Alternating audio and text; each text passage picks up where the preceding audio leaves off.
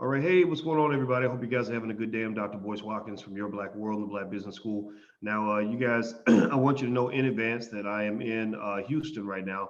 I told you guys that I was coming down to Houston to participate in Willie D's event. Willie D from the Gift.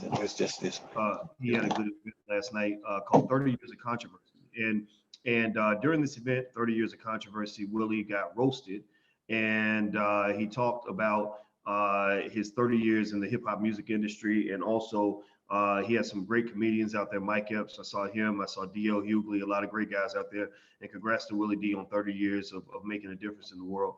And so today I have a chance to speak with Dr. Claud Anderson. Dr. Claud Anderson is the author of the books Powernomics, Black Labor, White Wealth, The Black History Reader, Dirty Little Secrets 1 and 2. As well as numerous other things that you should check out at powernomics.com. And I want to ask my friend, Dr. Anderson, how you doing today, sir? Fine. How are you doing today, buddy? I'm doing very well, very well. Yeah, thank you for coming in. It's always great to see you. And I want to, first of all, ask everybody in here, I want to greet all the fans, supporters, and people that are part of the channel. I want to say hello to everybody. Welcome to Powernomics Thursday. Hello, Lakeisha and Bree and Steve and Williams and Seven Moore and Moon Man and Chef Darwin. Sorry. Please do me a favor real quick before we get started. Please shout out your city. Shout out the city that you're from. We'd like to know what city you guys are coming from. You guys know next month I'm actually going to Ghana with Michael Roberts. I'll tell you guys about that. Michael Roberts, look him up. He's a billionaire like Byron Allen. And he's also doing a lot of amazing things in the world. And Mike Roberts invited me to go to Ghana with him in December. So I'm gonna go out there and give you guys a report on business opportunities out there, stuff like that. Hit the thumbs up button. If you're on drboycetv.com, please hit the thumbs up button and hit that notification bell. Hit the thumbs up button, notification bell, and type Black Power in the chat to let me know that you did this. Those of you who are on Instagram is The Real Boyce Watkins. I want to say hello to everybody. I want you guys to know in a few minutes, I'm going to shut off the Instagram. So if you want to finish the conversation with Dr. Anderson, you can go to drboycetv.com. That's drboycetv.com. Okay, guys, so let's get started. We got so much interesting stuff to talk about today. So first thing I want to ask you, Dr. Anderson, is this. You and I had a conversation before we went on the air about this Harriet Tubman movie. And I really wanted to get your take, on the film. And you did not see the film, but I saw the film and I did a full review. For those of you who want to see my full analysis, Dr. Alicia and I both analyzed it together. It was a very dangerous movie in a lot of ways. Not that it wasn't good and entertaining in some ways, but a lot of the characters were fictional. Dr. Anderson, one of the main characters, the most violent character in the film, was not the white slave master. It was a black man. Because in this film, 2 people died, from what I recall. You guys tell me if I'm wrong, but I remember 2 people dying. Both of those characters that died were black, and both of those characters that died that were black were fictional. They were not real characters. The black bounty hunter was very violent. He would try to kill Harriet. He said, "I'm gonna kill you, bitch." Like, he had a deep voice, very, very dark, very big. Just looked like a big scary bully. The image, a Willie Horton kind of image. That's what they kind of put out there. And then there was another female character who was a very close friend of Harriet, which really had honestly like a little bit of a lesbian vibe. I'm not gonna lie, but not that I'm not hating on anybody, but that's what a lot of people saw. And the violent black man kills the black woman.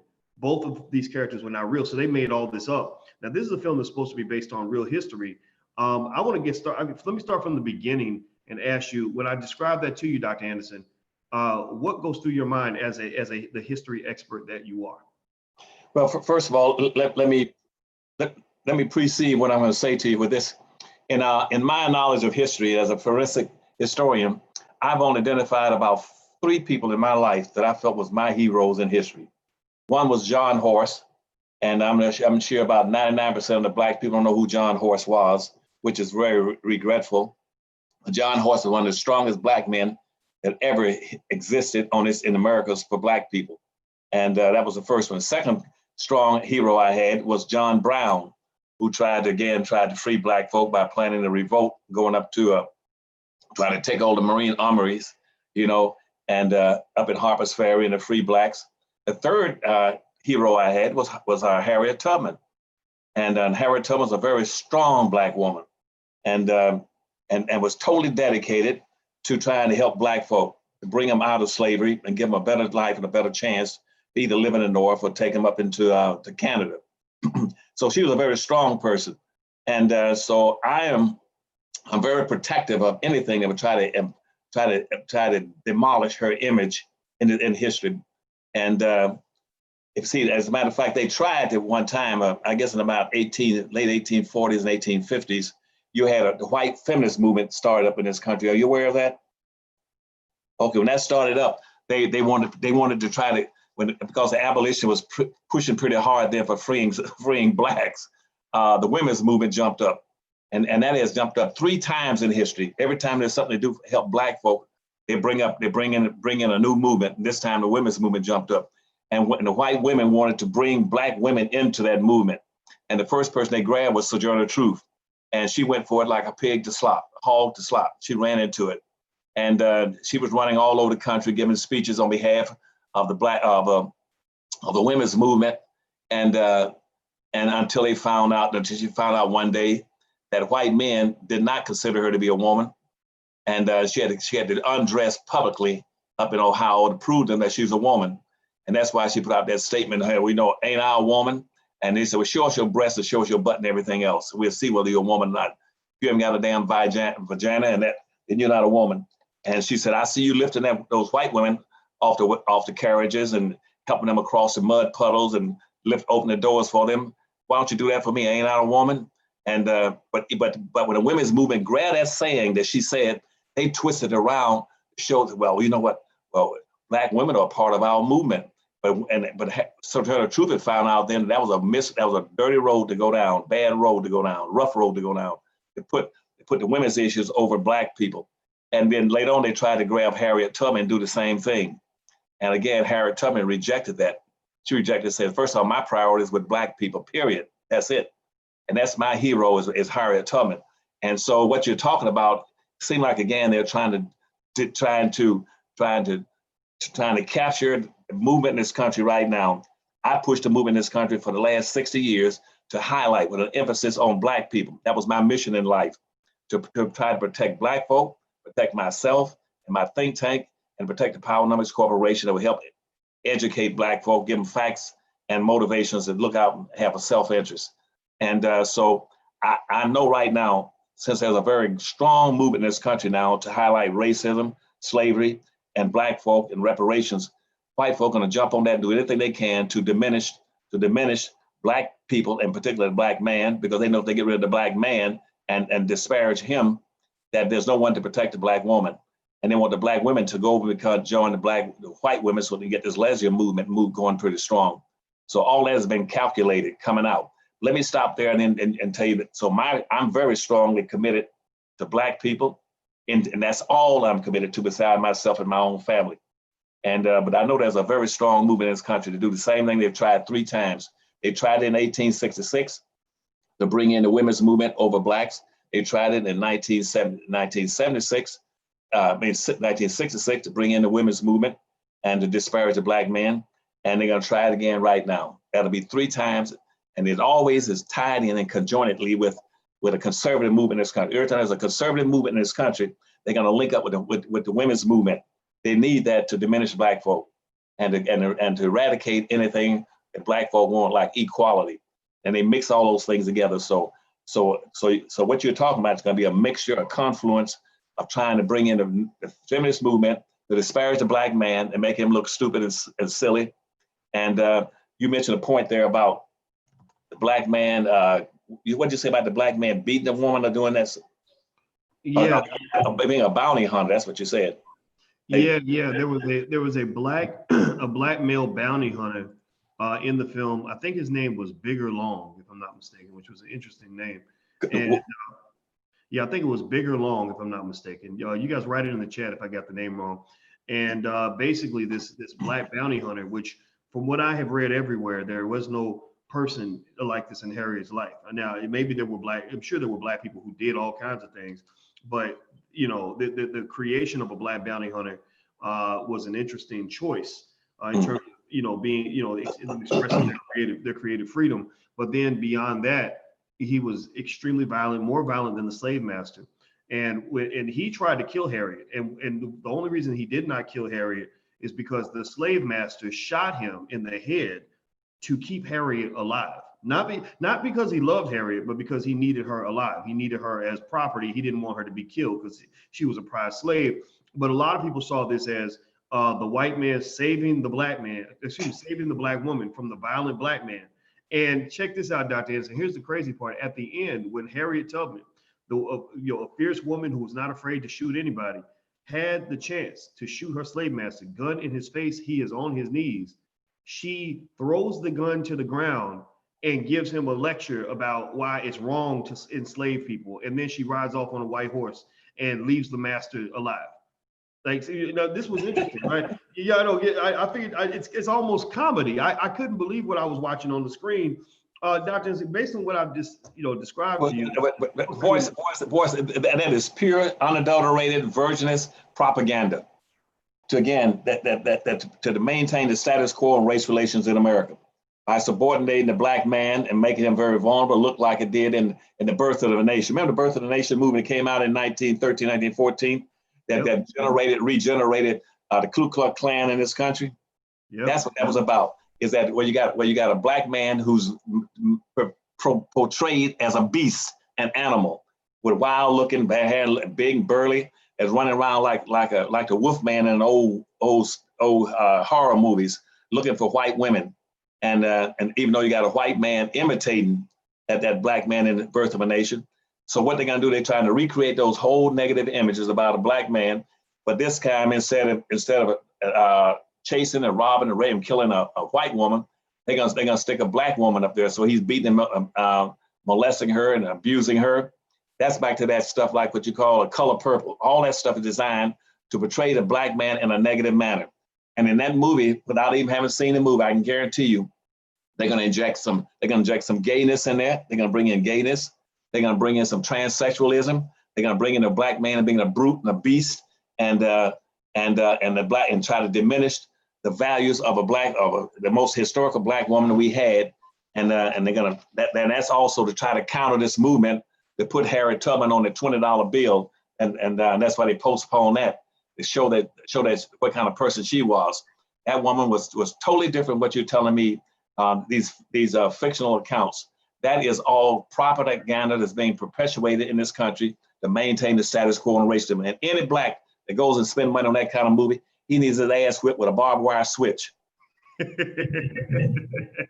Well, I'm gonna tell you what, Doctor. I gotta confess, I have to volunteer my first to get the first ass whooping. You need your ass whipped for going. I accept my ass whooping. When I was a kid, my mama used to whoop my ass, and 80% of the time I deserved it, I think. But the reason, let me try to say something in my own defense. Go up and clean it up. I know. I'm gonna try to Negro explain myself out of this one. But here's what I said to everybody. I told everybody on this channel this. I said, I debated about going to see the movie. I wasn't going to support it, but I said, in order for me to give you the most thorough critique I can, given the movie with the writer, director, and everybody was black, I want to make sure I'm fair. So Alicia said, why don't we go see it? And you could talk about what you saw on the screen. And so I said, I'm gonna spend $30 to hopefully save the black community $2 million. Because if I go and do a thorough review, a thorough analysis, and 100,000 people see those videos, then that's 20, if each person gonna spend $20, $30, 100,000 people times 30 is $3 million. So I spent my $30, $40 to save the black community $3 million. But I deserve an ass whooping because I'm gonna tell you this, Dr. I came out of that theater and I did a short little clip, and I said, I feel like I need to wash my eyes out with soap. I said, I could not believe what I saw on that screen. I couldn't. It was like, I really thought when I went in, I thought that it was not going to be as bad as I thought. I said, maybe something's wrong with me. Maybe I just get too riled up, and I'm hearing all these terrible things, and it was terrible. I could not believe that they would put something like that on screen, but I also could not believe that so many of our people supported something like that. I think that's very, very frightening, because the movie actually made more money than they thought it was going to make. It was supposed to make 7 to 9 million. It made 12 million. So there are a lot of black people who really feel this was a feel-good movie for the Black community, which says, you know, maybe we got a long way to go. What do you think? Well, and that defeats the purpose of my books.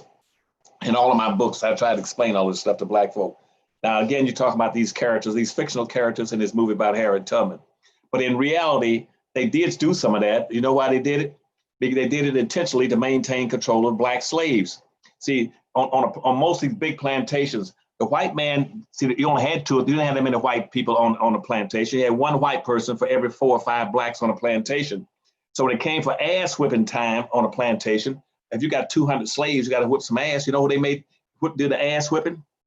They pick a big burly Black man and make him whip the asses on the plantation. And whenever they wanted to lynch a Black on a plantation for whatever reason, what they would do? They would pitch a Black man, but they'd call all 200 of those Black slaves around and hang a Black man from a tree. But guess who would be putting up the rope and hanging it and pulling the rope? It'll be a Black man.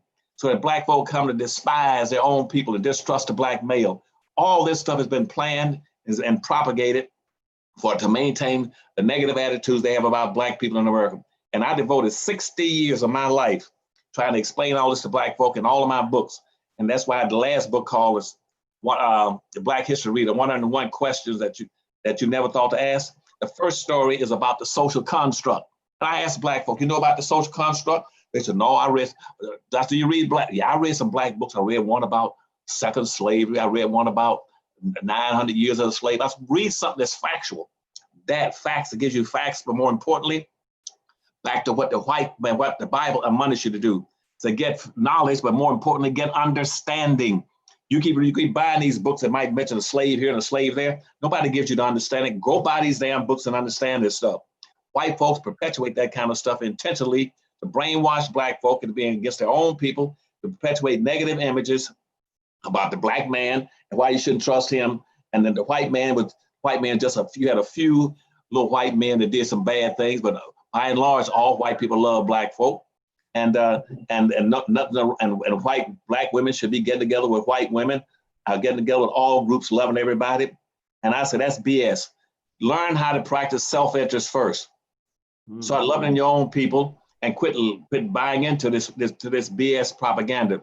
And that's why I might let you off the hook for that free ass whipping. We're going to giving somebody $30 to go watch a movie that is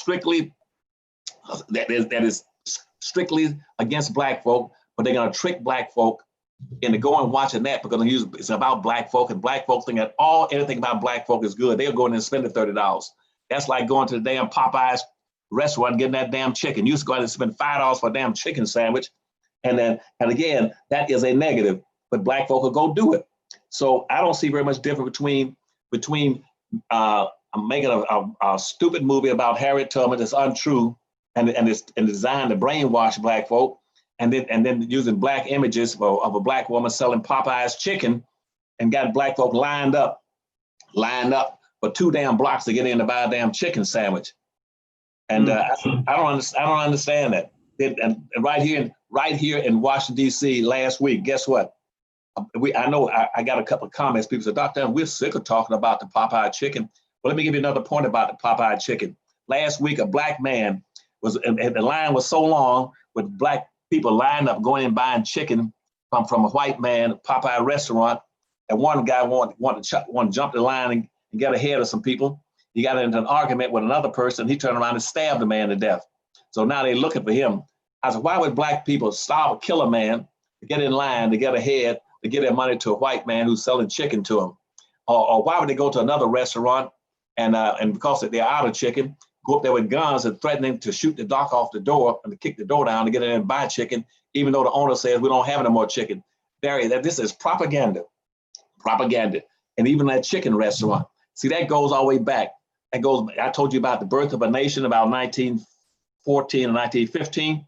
Guess what? Between 1910 and 1911, guess what? 3 of the most popular movies in the country about Black folk. You know what it was about? A Black person chasing chicken. Did you know that? No. Yeah. As a matter of fact, and you ever heard this kid called and the little rascal called Farina? No. Okay, let me hold a second. I'm gonna show you something. And maybe you can pick it up. And while you look that up, Dr. Anderson, I want to ask everybody, give me a yes or no if you knew about that. If you knew what he just said about how the three most popular movies around 1910, 1911 about black folks was about black people chasing chicken. Tell me if you knew that, and also tell me if you knew about John Horse. And I point this out because not only do I want Dr. Anderson at some point to talk about John Horse so that everybody walks out educated about him, but also it's a reminder that your teachers need to be black on important issues that affect your community, history, economics, and things like that. I'm just a big advocate of good black teachers that you trust because you're going to get lied to if other people educate you about who you are. But Dr. Anderson, did you find it? I'm gonna put this book up to the screen. Can you see that book? Can you see pull the image up just a little bit higher so everybody can see it. It's I can see the top of their head, but I think you got to lift the book up a little bit. Oh my goodness, look at that. Wow, do y'all see that? Do you guys see that?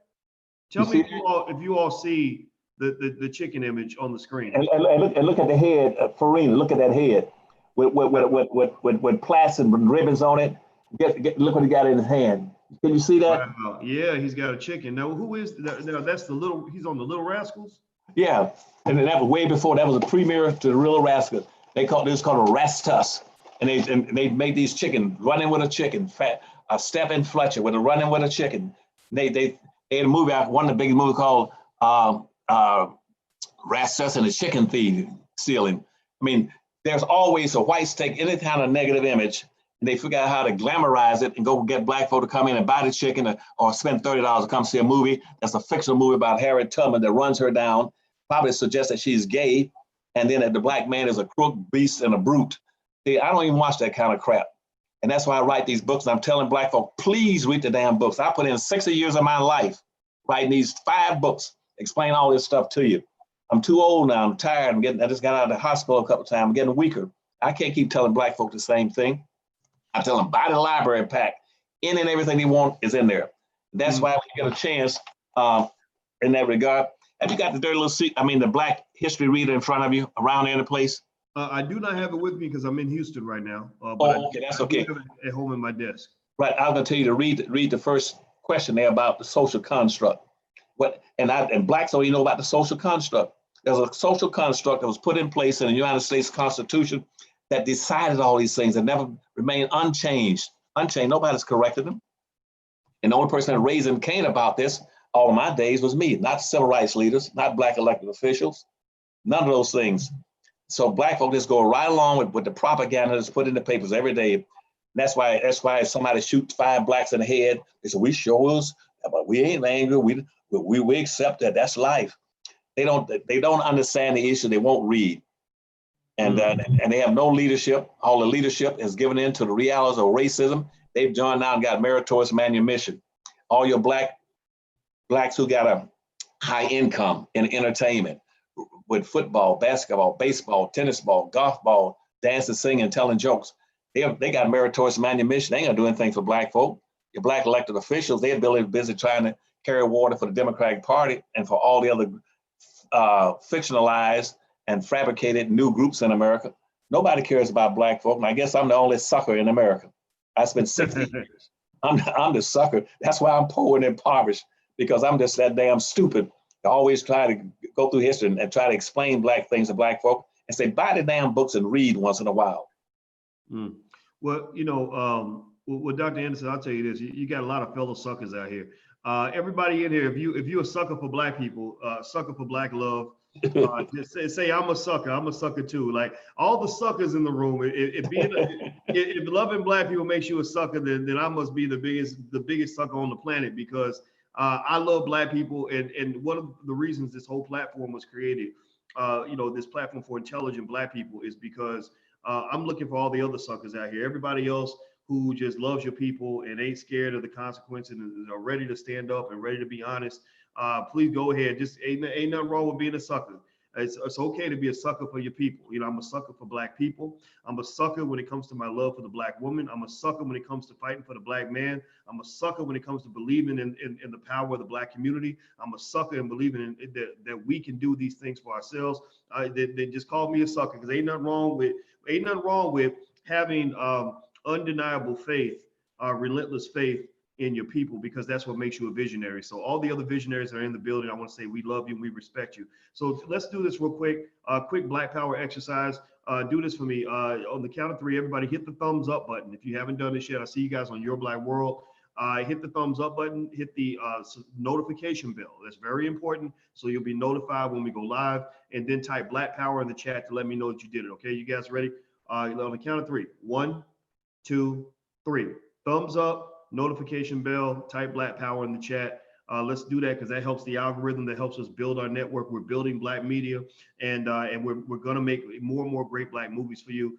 This year, Boyce Watkins Films, we are going to release the Black Love Blueprint 2. Hashtag Boyce and Alicia. We're actually going to bring you on the inside of our journey of Black love. Number 2, we're releasing Black Capital, which is a story about 4 young Black men, 4 young brothers on the rise, building wealth. Number 3, Rick Mathis, we partnered with him. We're going to make Young Moneymakers, about young Black people who are building wealth and building empires. So we have film divisions out here. There are great Black filmmakers out here, and I want you to support them. So the other thing I want you guys to support, if you have it in your heart to do so, is powernomics.com. Powernomics.com should be your one-stop and first stop, your one-stop and first shop you go to learn Black history and Black economics, Black group economics. Powernomics.com is where you can find Dr. Claud Anderson's books. You can find Black Labor, White Wealth. You can find Powernomics, Dirty Little Secrets 1 and 2, The Black History Reader. If your children go through and read all these books, these 5 books, he's got a power pack, 5 books plus a DVD for $99. $99 can change your family for the next 100 years. Please let me know that you understand how much impact this would have. $99. There are people that are going to spend more than that to just go see the Black Panther. If you go to see you take your family to see Black Panther, and then you try to go to the concession stand after, it's going to cost you more than $99. $99 for the power pack will change your family forever. So give me a yes to let me know that you understand the power of that opportunity, right? This is better than, this will literally, what this will do when you read Dr. Anderson's book, what's going to happen for you is what happened for me, is it's going to trump all the other stuff that you thought represented education, all the other stuff that you were fed that made you. I was an educated Negro, Dr. Anderson. When I first read Black Labor, White Wealth, I'd already had a PhD, and I'd had a PhD for over a decade. And anybody knows anything about being a professor, you're always learning. So it's almost like I was getting more and more education that whole time. So, but when I read your books, what it did was I had to hit the reset button, because I realized that a lot of the things that had been shoved into my brain were complete lies. Every single teacher I had from college, graduate school, and PhD were all white. I never had a Black teacher in any of those levels, and so you were one of my first Black teachers of all time, and it left a remarkable impact on me. And finally, it's almost like growing up in a household where you were adopted and you didn't know you were adopted, and they told you all these lies about your parents, and then you find some secret documents that find out, wait a minute, my mother didn't kill herself, she was murdered, y'all stole this house from my family, and then you start getting mad and you start digging deeper. That's how I felt when I read your books, because there's nobody out here that I see in white educational systems that are giving Black truth and documented Black truth, not just your opinions. These are reference things, like you tell people how much a slave cost in 1742, and it's specific laws that were passed at certain times. And so I didn't mean to drone on about that, but I want everybody to understand why these books, I believe, are very important for you to have in your family. The website is powernomics.com. And Dr. Anderson, speaking on that, let me ask you, so with this Popeyes thing. But before you leave that point, can I put in a little tag on it? And earlier, you were asking about how Black folk treated other blacks in history, like Harriet Tubman. But as I was saying to you, on these plantations, they had some of these blacks they were known as a professional ass beater. Did you know that? And whenever that, oh yeah, and I put that in Black. And as a matter of fact, that was in Black History Reader, where these guys became professional ass beaters. Because it was their responsibilities, along with a few white overseers, the poor whites. See, in slavery brought in 2 classes of white people into this country. Did you know that? The Constitution is based on having 2 classes. They brought in an extremely wealthy class of Europeans into the country to be the ownership class, to own and control the resources, period. That's what the Constitution was based on. But at the same time, they brought in another class of poor whites all over Europe to be the management class. And if they work hard, they can move up to the ownership class. And all this was laid out on the Statue of Liberty. Do you remember what the Statue of Liberty said at the bottom of it? What did it say? Bring me your poor and huddled masses or something like that. Does it have all that? Boy, hard, tired masses yearning to be free. Now, anybody got in the right mind, they turn right around and say they came here for religious reasons. That's bullshit. They came here and it says hungry, poor. What does the word poor mean? It means not owning resources and wealth and power. Nobody was leaving the United States and you're coming over here looking for a religion. They came over here looking for wealth and ownership. And those poor, and almost 99% of all the whites came into America, came over here to own and control land and resources. That means to manage black folk. So you got a white management class. And on those plantations, again, they picked the biggest and burliest and strongest black man and made him a professional ass beater. And also anytime a black person had to be lynched. And because the white man had to be protected. That in the South, in South Carolina, Georgia, Alabama, Florida, Mississippi, and Louisiana, blacks outnumbered whites 5-1 on a plantation. Did you know that? They outnumbered that on a typical plantation, for every one white person you found on a plantation, you had 4 or 5 black people. Somebody had to maintain control and keep those Negroes in control. And the white man couldn't do it by himself, nor the whites, little management, poor white couldn't do it. So they picked the biggest and burliest black folks to do it.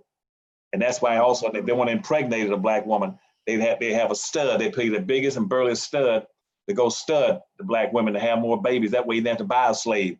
Slave might run you $300 a piece for a slave, $500 a piece of slave. He can go impregnate all the black women and get free babies by having a black stud and a black ass whipper to do it. And that's why, and when you see the book Uncle Tom's Cabin, look at Uncle Tom's Cabin. 2 of the biggest people on the plantation was Columbo and Sambo. That's why they were always running around with the white man saying, I'll show you where the niggas hide. I'll show you how to find the coons. I'll beat the coons. It was Sambo that beat Uncle Tom to death. Listen to what I'm telling you. Sambo in the movie Uncle Tom's Cabin, in the book, he's the one that beat Uncle Tom to death. Just like you're talking about beating these black women and mistreating them, or Harriet Tubman. They had blacks to do that. But by and large, in general, you had fugitive slave laws all over the country. White folk made money. White people, that slave hunting and bounty hunting wasn't a black business. It was a white-owned business for poor whites that would leave a plantation and go around the country and collect bounties. It was stupid to believe in that myth that you just talked about, that fictional book called Harriet, that fictional movie about Harriet Tubman.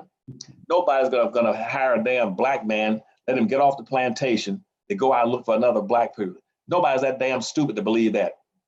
Even if you paid $30 to go to a movie, why would you believe that on a plantation that a white man would hire a black man, make him a bounty hunter, so go up north and find this woman for me and bring her back.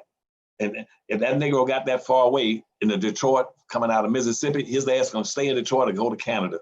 He wasn't coming back having to get no damn white women, no black woman. But see, again, all that is fictional stuff.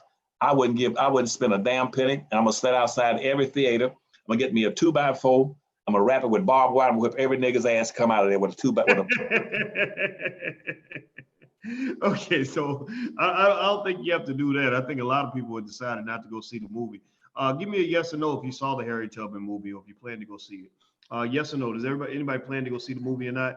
I know that I went to go see it, and it was my sacrifice for you guys, so you wouldn't have to see it. But I told you, I mean, if I'd come out and I liked the movie, I would have been honest about that too. I heard from Tamika Mallory, by the way, or actually Tamika Mallory had a dialogue with Vicki Dillard about the commentary I did. And I think that they're upset about what I said, but I got to be honest. And I think that I'm hoping, and I believed in Tamika Mallory. I believe she's a decent woman. I'm hoping that she will bring up these very valid critiques, because one of the biggest mistakes that they consistently make, Dr. Anderson, is they will consistently act like people like us are just trying to be mean, just trying to be nasty. Like he's just a hater on the movie. Nobody's hating the movie.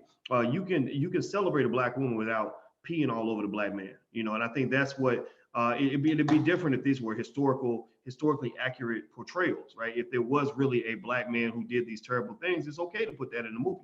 But you made that up, and then not only did you make up the characters, but you then made up a whole nother reality of how the characters interacted with each other, right? Because once I create, but do you notice the difference in how those movies are being made and portrayed in terms of race matters? That you never see that in the Jews. Now, Jews will be a despised group of people. Now, Jews would never let you put out movies, and you never seen Jews make movies that are negative to their group, to their class, the religious class. They don't play that. Jews say we don't play that. Every year you can expect to see this almost the same Jewish movies played. That is from a Jewish perspective. That is seeking sympathy, empathy, and support for the Jewish religion, for the Jewish people. Talking about how they were mistreated and brutalized. Why is it that black folk let people go out and make movies like that about them that are negative?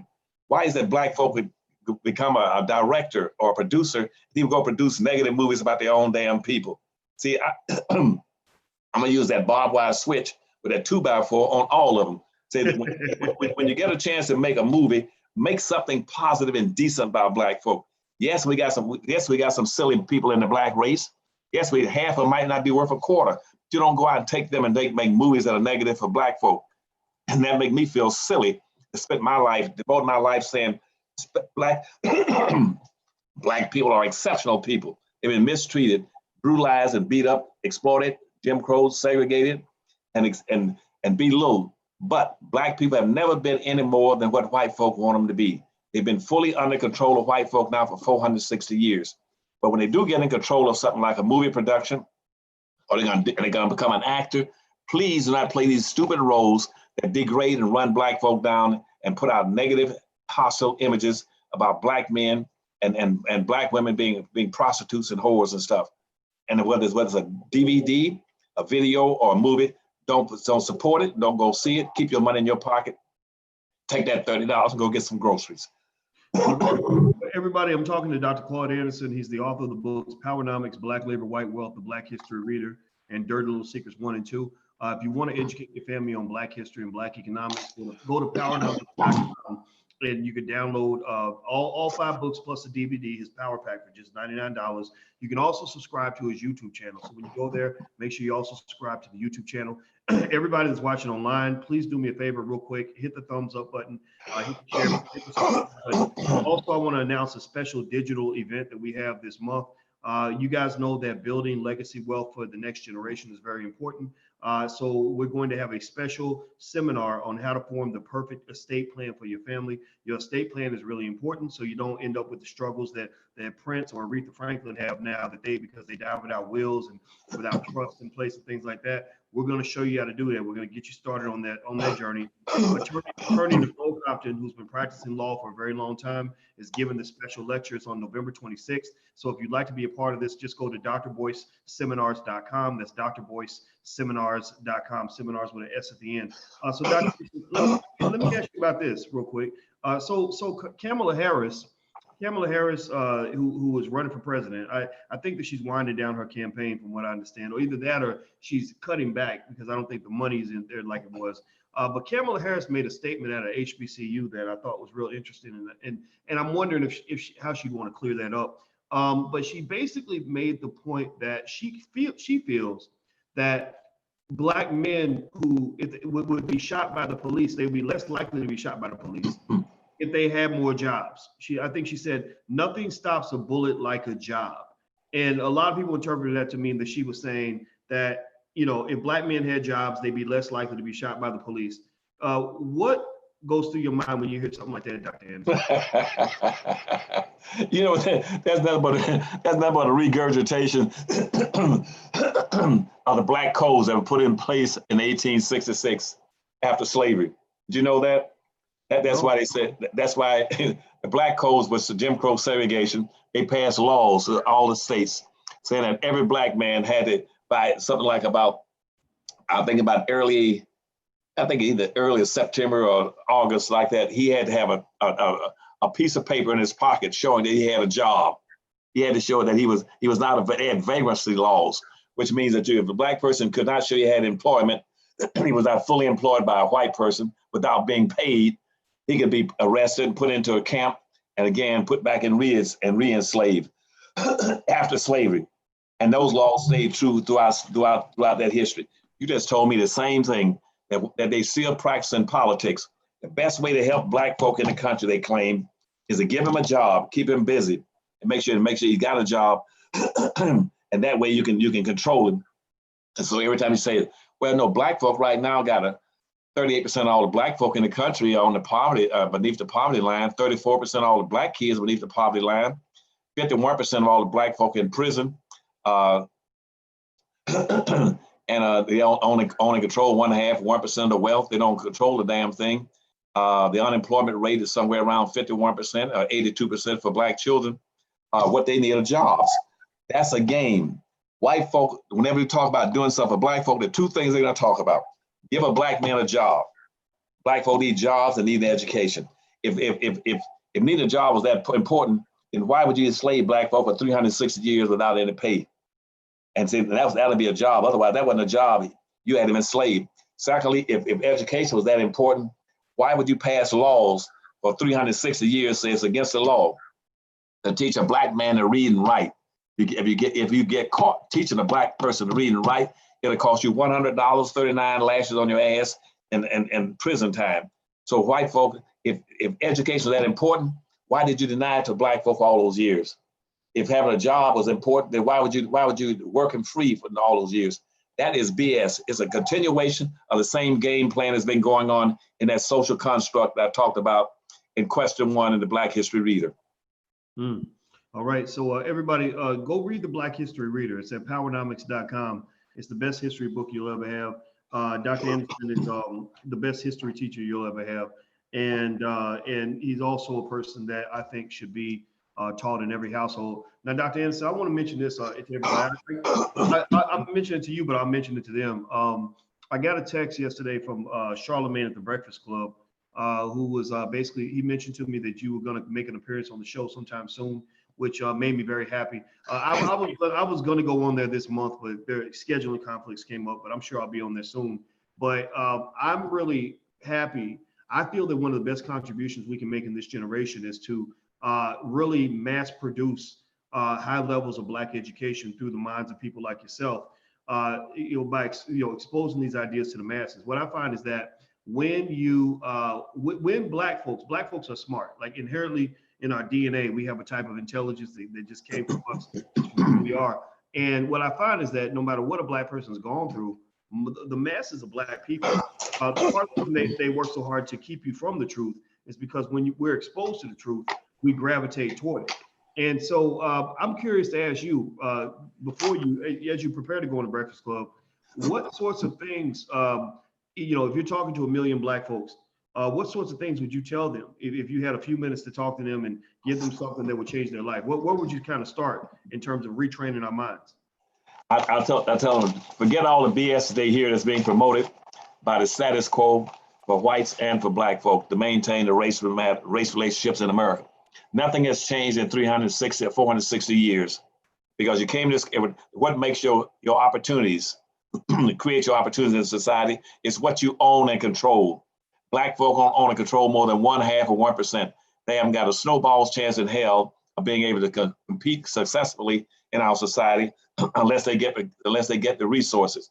So what I would tell all these Black people is, from my perspective, the thing they should be totally committed to doing, getting out of the hospital recently, I'm having this difficult time talking.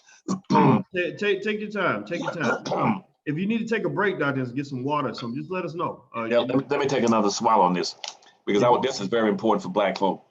Okay, and everybody hit the thumbs up button while Dr. Anderson recovers for a second. Hit the thumbs up button, hit that notification bell, so we can keep building the channel and reaching more and more people. Take your time, Dr. Anderson. The primary thing that Black folks should be interested in is resources, obtaining resources in this country.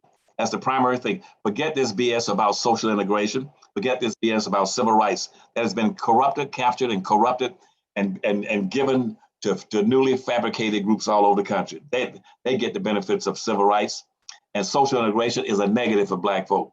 What Black folks should be primarily focused on, and tell the politicians and the civil rights leaders, don't bring anything into my face unless it bring about how I can attain resources. Resources are the key, because resources is the base of attaining wealth. Very important. And I'm gonna give it to you another way of saying it. You remember that word in the Bible called beget in the Bible? Like Adam and Eve begat, Cain and Abel and all that stuff. Let me use that way of saying this to you. Resources and assets begot production, okay? Which means people that come in the country, they got those resources. With the resources were two things: land and black labor. Land and black labor. That's what whites got. They got 99% of it. Now, when they got that, that begot production, which means they can produce something. Wealth comes from producing. If you don't produce anything, you cannot compete. You're up for grabs, and anybody can do what they want to you. It's in a vertical order. Black folk right now produce practically zero.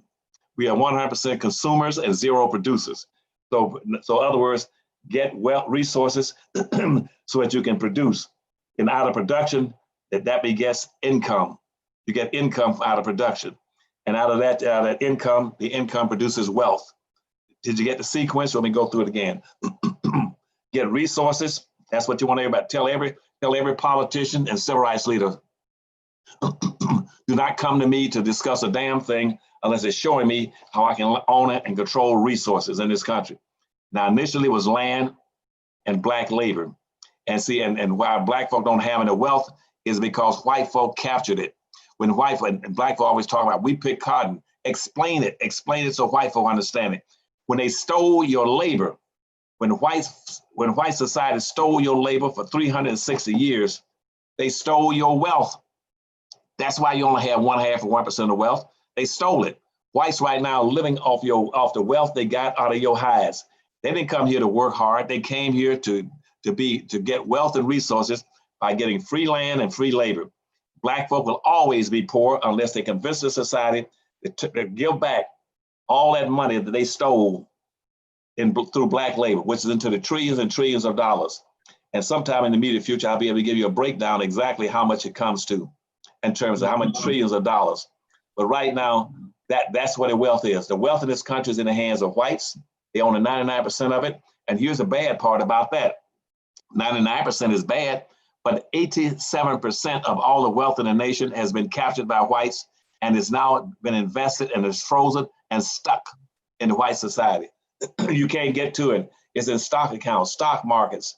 It's into trust accounts. It's into retirement funds. That's locked into the white society. 87% is locked up out of the 99%. Only 13% is up for grabs. Black folk must now tell every person, only thing I'm interested in is capturing my fair share of that 13% that's up for grabs.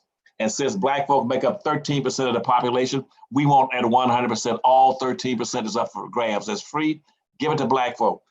And forget about immigrants, about poor people. You're gonna go after that 13% is up for grabs before the door closes on you. And that's what all my books about, that's what my DVDs about. That's what my mission in life was about since I was a young man. Because again, I grew up learning and hating the fact that everybody beats up on black folk, mistreat them, make all kind of stupid ass movies about them. They put them on videos where the guys looking like pimps and hustlers and the women looking like prostitutes. I'm tired of that. I fight for black folk. That's all I'm fighting for. And people say, Dr. Anderson, you're a racist. Good. I wish I were a racist. To be a racist, you got to have money and resources. I don't have any money and resources. Not to this day. Not one wealthy white person or a black person ever given me a penny. They never give me a penny. So I would love to be a racist. I can't be a racist. Racism signifies power and wealth. And the second thing is it's a group phenomenon.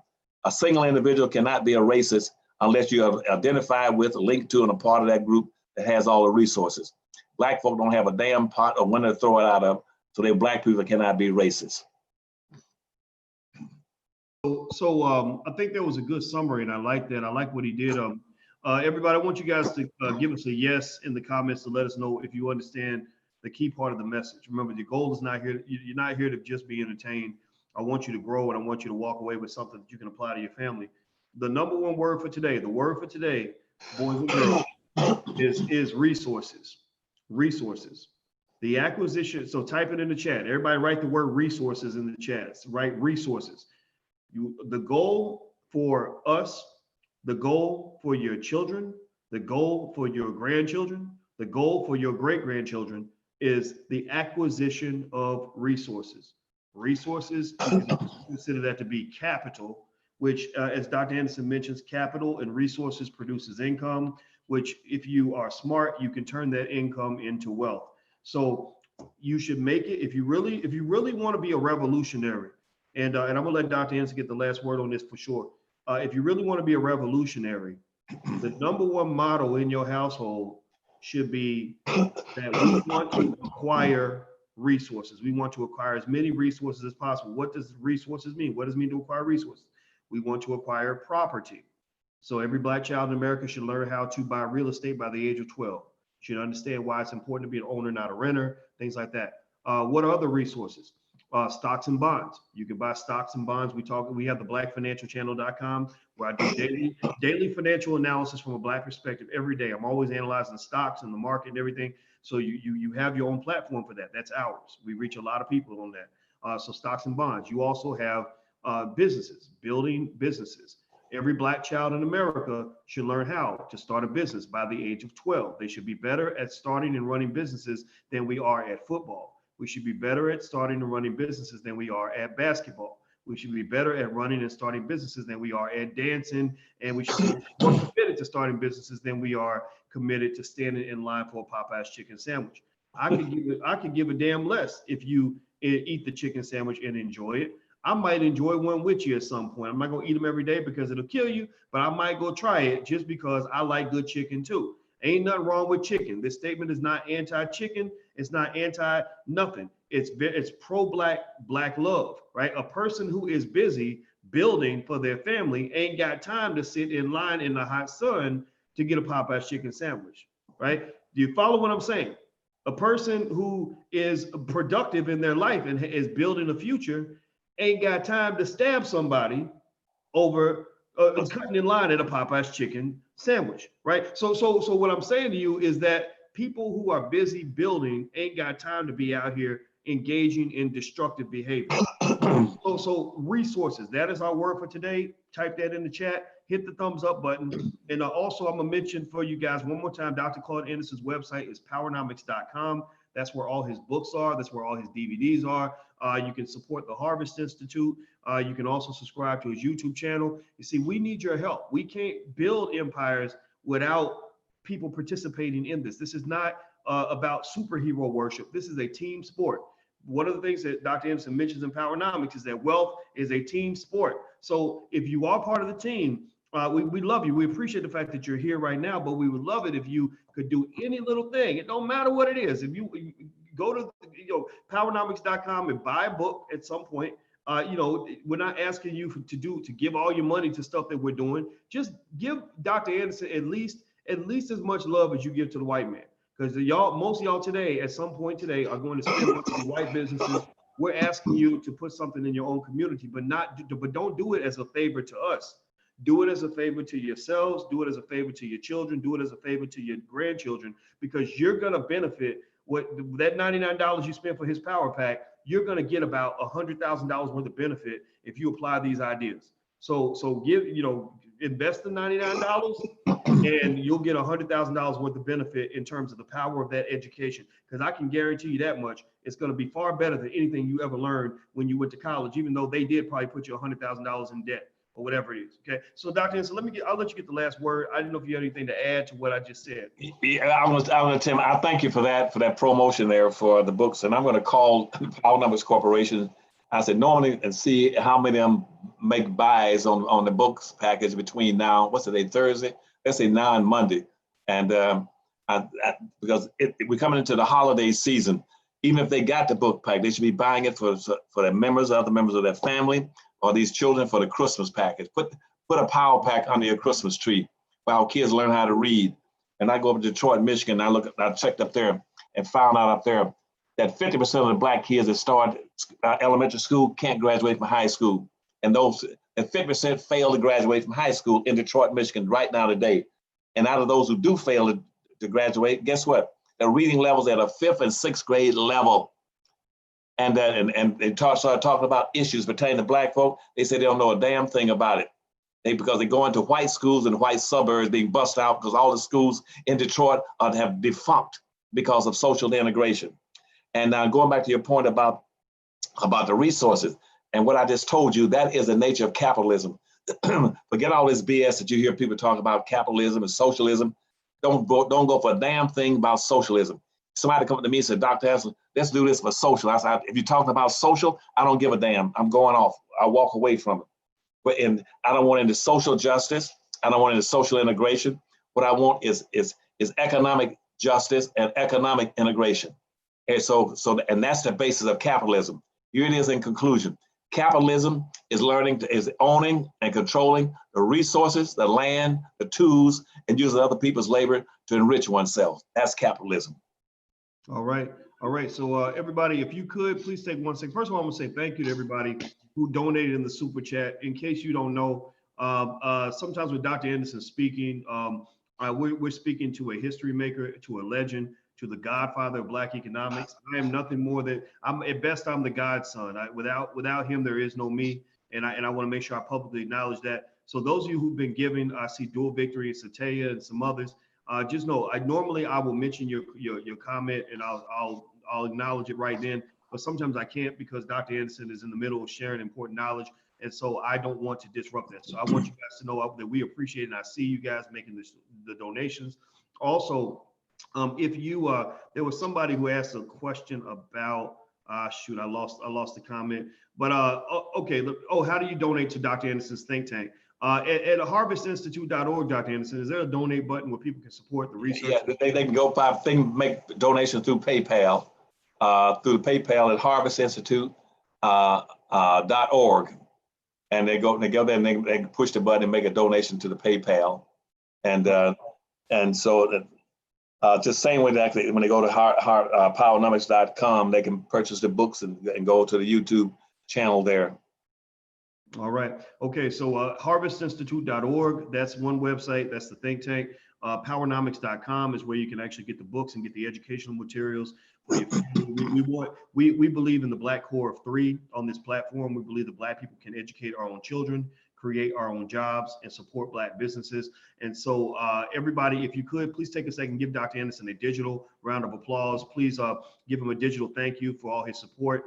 Also, one more reminder for you guys in the Black Business School, we're doing a special lecture on November 26th by attorney Nicole Compton on how to create the perfect estate plan so that you can transition and pass your assets to your children without getting caught up in the legal issues. A lot of wealth, probably, I'm willing to guess, at least $1 trillion in Black wealth every generation is lost because we don't set up proper estate plans. And there are lawyers who will tell you that they finance their entire law firm from people who don't make succession plans when they die, who don't have the wills in place, the trusts, who haven't planned for the estate. So what we're going to do is offer you that support. The lecture doesn't cost that much, and you can ask her questions, and she's very, very good, and she's one of the world's leading experts in these areas. So go to drboyceseminars.com. That's drboyceseminars.com. If you'd like to join us for that special online event, you can watch it from anywhere in the world right there in your home. drboyceseminars.com and powernomics.com. So thank you very much, Dr. Anderson.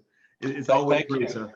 Well, thank you. And I'm going to go out right now, going over to Popeyes and buy one of those sandwiches. And then I'm going to open up and see what's in there. There must be something in there. I don't know what it might be. What are they putting in that thing? I could guess what might be in there. But you got Dr. Anderson, I heard some of that coughing. I don't want you to eat a Popeyes chicken sandwich because we might not never see you again. That's right. Well, don't do it, please, Dr. Anderson. Please, y'all beg, please help me beg Dr. Anderson. Please don't. Somebody said they got crack in the chickens. I think they do. Yeah, so please, Dr. Anderson, just say no. Don't do it. I'm just curious. You know why? It's because that's one of the most popular soda drinks is Coca-Cola. Okay. When slavery ended in the 1800s and Wall Street, one things they did, they went back and started the Coca-Cola company about 1885, okay, down in Atlanta, Georgia. And what he did, he used to sell what's called, you remember he used to sell Kool-Aid? You don't remember Kool-Aid, do you? Oh, yeah. Kool-Aid.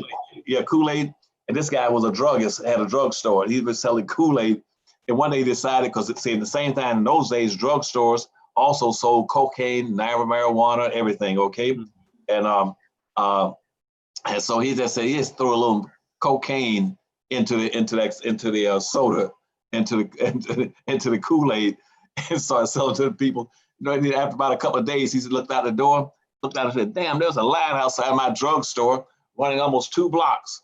And then everybody was lining up coming down to get his Kool-Aid, and that's why it's called Coca-Cola, which means Coca-Cola. We mean cocaine. That's what it was. That's how Coca-Cola came into existence. And later on, Pepsi-Cola came in North Carolina. They did the same thing, and they were putting cocaine remedies into the drinks, and that's how people got addicted to Pepsi-Cola and Coca-Cola. So if Coca-Cola got all those people strung out, they would line up coming to his drugstore. And now I see you selling this Popeye chicken, and these same Negroes are lined up 2 or 3 blocks buying a chicken sandwich. I want to see what they put in the chicken sandwich. I know what they put in Coca-Cola. Okay.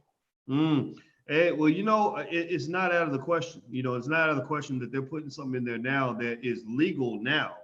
But 30 years from now, we'll look back and say, you know, like they did with cocaine. At that time, it was legal to put cocaine in the drink, but now cocaine's illegal. I wonder what they're putting in there now that's getting people addicted that is going to be, outlawed later. Now somebody mentioned in here, which is actually true, that actually, believe it or not, sugar is addictive. Sugar is actually more addictive than cocaine. They actually showed that in the lab. They gave the lab rats, they had the lab rats that were addicted to cocaine, and they offered them cocaine or sugar, and the cocaine addicted rats turned down the cocaine so they could get more sugar. So this is real. This is not a conspiracy theory conversation. This is definitely true, because we know what those chicken sandwiches, you know, eating like that every day will do to you. It has more salt in it, more sodium in it than you're supposed to consume for an entire day. So that one sandwich has that much sodium in it. So just be careful, everybody. It's okay to try out these different foods, but just know these foods are the new crack cocaine, and they can kill you. And so, Dr. Anderson, thank you. So, Boyce, what do you think Columbus was coming to America looking for? I mean, he was looking for tobacco and sugar. Okay, that was the combination. Wow, there you go. Are y'all getting this? Well, thank you very much, Dr. Anderson. And everybody who's watching, please thank Dr. Anderson for me. And also, please hit that thumbs up button before you go. Hit the notification bell. Make sure you subscribe, drboycetv.com. We also have theblackfinancialchannel.com, where you can get daily financial news and commentary. I'm going to go over there a little bit later today and break down some stock market analysis for you. So we're here with you. If there's something you can't do, you want to do it, we're here for you. We're a one-stop shop for Black education, Black empowerment, Black wealth, all these things. We got you. We got your back. So thank you very much, Dr. Anderson. Thank you. Thank you, buddy. Have a good day now. All right, bye-bye. Thank you, everybody. Powernomics.com. Don't forget that. See you guys soon. Bye-bye.